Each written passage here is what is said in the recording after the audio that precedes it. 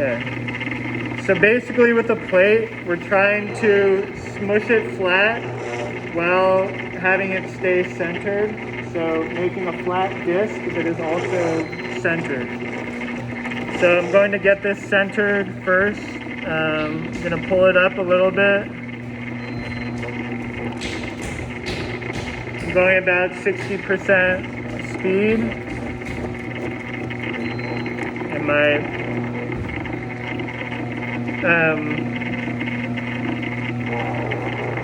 bat is still moving around on me, so I need to go a little bit slower. So if it starts moving back and forth on you, just slow down and do things a little bit more gradually. It's when you push too hard and try to go too fast that it starts going back and forth.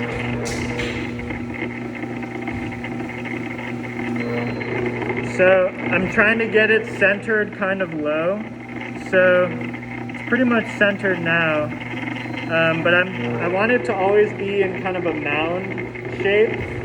That way it will stretch better. What you don't want a mushroom shape, because then when you push it down, the clay will fold on itself and you'll get little layers of slip in there that will mess with your structural integrity. So I'm trying to push down like this, about right here, and then I'm keeping my hand right here to try to keep a kind of slant here so that it doesn't turn into a mushroom. It's important to have soft clay when you're making a plate. It's very difficult to center and keep clay centered the whole time if you're using really hard clay. And it's also really difficult to smush it down if you're using hard clay. Nina, could you grab me a little sponge, please? Thank you.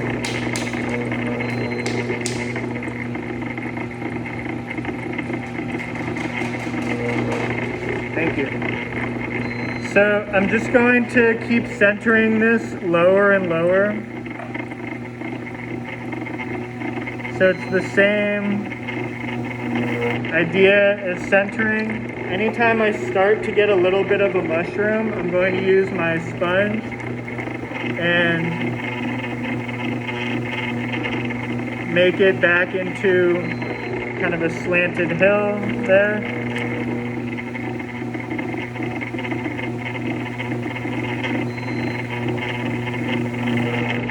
And usually with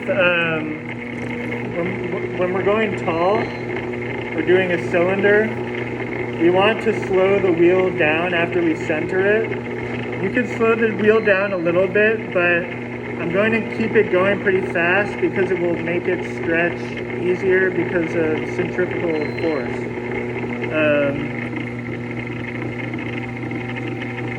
Now I'm just going to start stretching it by using my sponge and going outwards from the middle out. And then when I get to the edge, so that I don't make a mushroom, I go more on top here and push it down gradually. Okay.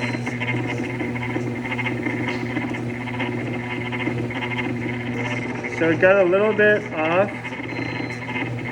But what I did is I just kind of, you can still just kind of center it. So I just hold my elbow in, push in on this outside part, and then push down with my right hand and recenter it. Now I'll keep stretching. So I usually have my sponge in the beginning because it keeps the clay nice and wet. And then I follow with my other hand to get rid of any bumps. If I just did the sponge like this, it'd be a little bit bumpy, but when I use my hand, it keeps it nice and flat.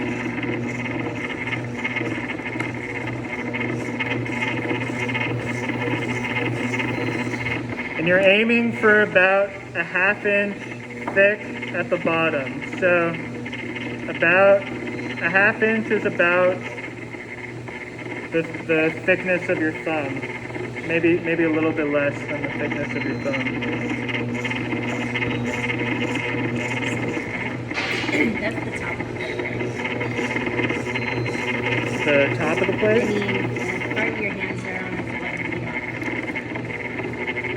Yeah, we're doing it right side up.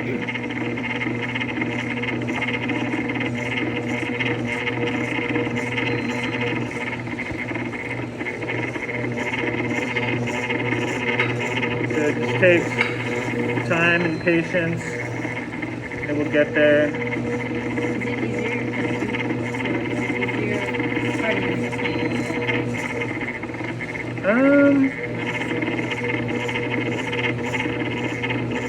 the plates are a little harder because you have to use more clay, so well, I mean, you could, I think if you were making a small plate, like with 1 pound of clay, I think it might be easier than a bowl, because 1 pound of clay, you can just center it and just center it real low, and then you could kind of just put, wedge this under there and make a little rim, and you have a plate. So, and it kind of depends. Making a nice big dinner plate is difficult because you just have to be careful to keep even pressure as you're going from the middle to the outside. What you don't want is a mound in the middle, and that can happen to people a lot, is their plate kind of has a hill in the middle of it. Okay, so we're getting pretty close. I want about 1 inch on either side. Now I have about 1.5 inches on either side.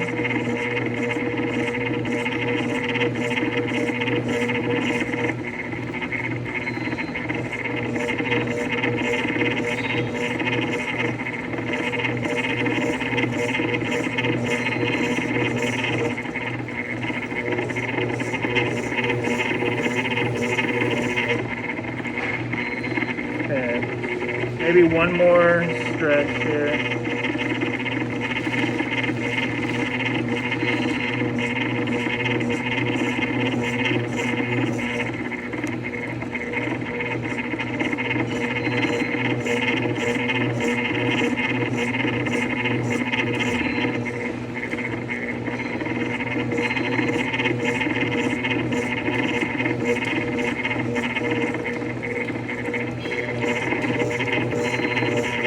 So you can see, this is what happens when you trap some slip in there and you fold the clay on itself.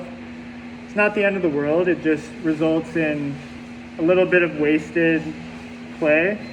But as long as you stay nice and steady and use the sponge, it should kind of just come out and not be too major of an issue.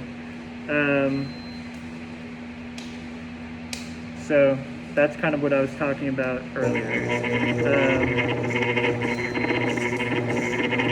Okay, so we're just about there.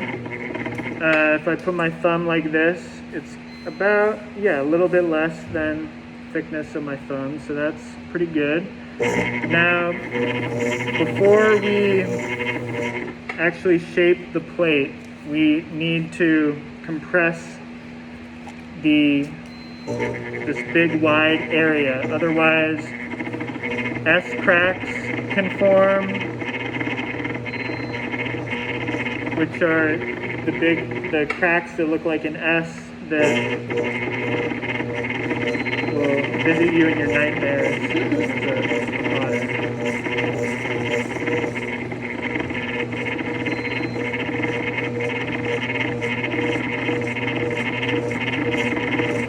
So, and this is good here that I have a little bit of a dip down and then back up. That's kind of what you want. And now I'm going to use this hard wooden tool to really compress it even more.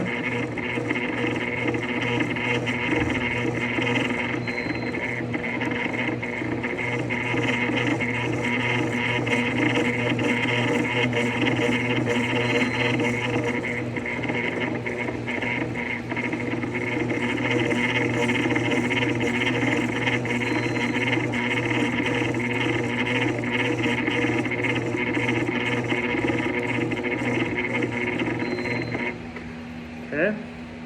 And then I'm going to use my smooth one to get rid of all these lines.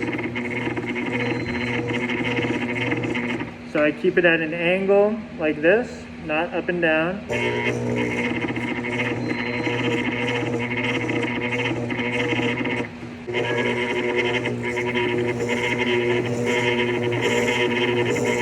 Okay, so I'm pushing my sponge down in here, and I'm keeping one finger here, and I'm just going to start throwing this up.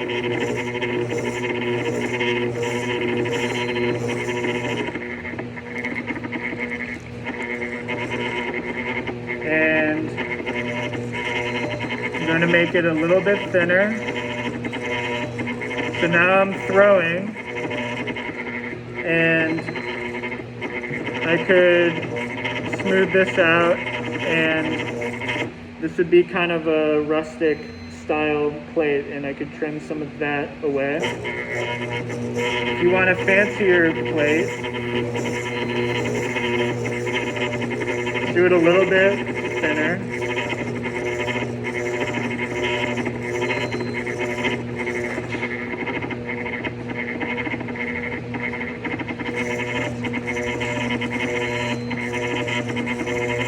Go a little bit higher up, so you're creating a wall. And then I'm going to use my chamois to get this rim nice here. And then I lay one hand underneath the rim and then use the tool here to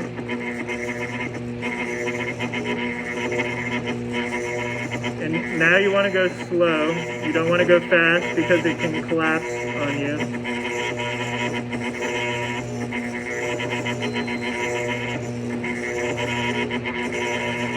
And go as low as you dare, because as it's drying, it will shrink up like this a bit. So you want to go as low as you can without it collapsing. Then again, use the chamois on the rim here. And then you want to make sure that this is an intentional kind of defined area right here, and that everything's nice and smooth.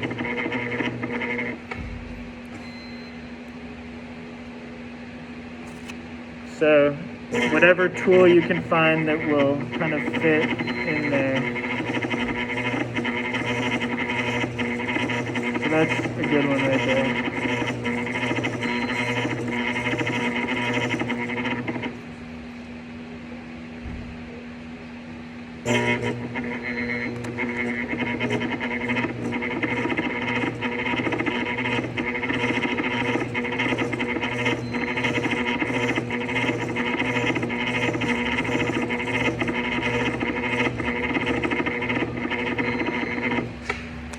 Okay, so that's pretty much it. Then I usually take this whole thing off to slice under and let it get pretty firm before trimming it.